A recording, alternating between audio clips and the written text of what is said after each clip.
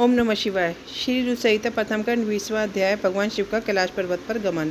ब्रह्मा जी बोले, हे नारद मुनि, कुबेर के कैलाश पर्वत पर तप करने से वहां पर भगवान शिव का शुभ आगमन हुआ। कुबेर को वर देने वाले विदेश्वर शिव जब निधिपति होने का वर देकर अंतर्धान हो गए, तब उनके मन में विचार आया कि मैं अपने रुद्र रूप, जिसका नाम ब्रह्मा जी के ललाट से हुआ है और जो संहारक है, कैलाश पर्वत पर निवास करूंगा।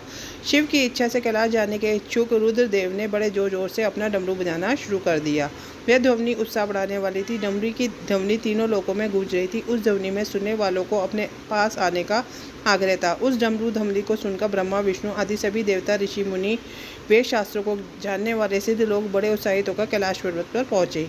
भगवान शिव के सारे पार्षद और गणपाल जहाँ भी थे, वह कैलाश पर्वत पर पहुंचे। साथ ही असंख्य गणों सहित अपनी लाखों करोड़ों भयावती भूत प्रेतों की सेना के साथ स्वयं शिवजी भी वहां पहुंचे। सभी गणपाल सहस्रों भुजाओं से युक्त थे। उनके मस्तक पर जटाएं थी। सभी चंद्रचूड़, नीलकंठ और नीलोचन थे। हार, कुंडल, केयूर तथा मुकुट से वह अलंकृत थे। भगवान शिव ने विश्वकर्मा को कैलाश पर्वत पर निवास बनाने की आज्ञा दी।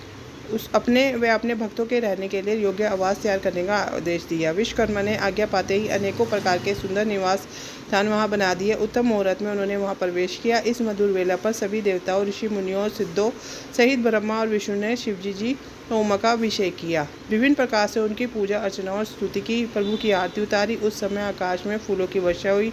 इस समय चारों ओर भगवान शिव तथा देवी उमा की जय जयकार हो रही थी। सभी की स्तुति से प्रसन्न होकर भगवान शिव ने उन्हें उनकी इच्छा के अनुसार वरदान दिया तथा उन्हें अभीष्ट और मनोवांछित वस्तुएं भेंट की। तत्पश्चात भगवान शंकर की आज्ञा लेकर सभी देवता अपने अपने निवास को चले गए। कुबेर भी भगवान शिव की आज्ञा पाकर अपने स्थान अलकापुरी को चले गए। तत्पश्चात भगवान शंभु वहाँ निवास करने लगे। वह योग साधना में लीन होकर ध्यान में मगन रहते।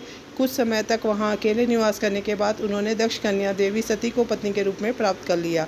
देवर्षि अवरुद्र भगवान देवी सती के साथ वहाँ सुखपूर्वक विहार करने लगे।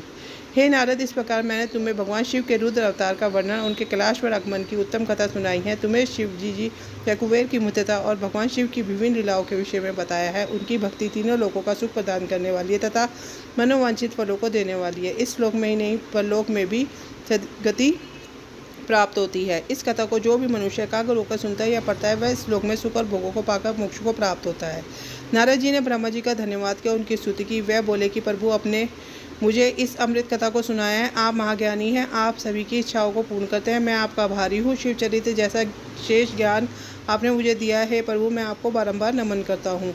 इसी के साथ श्री रुद्र संहिता का प्रथम खंड पूर्ण होता है। ओम नमो पार्वते पते नमः। हर हर महादेव।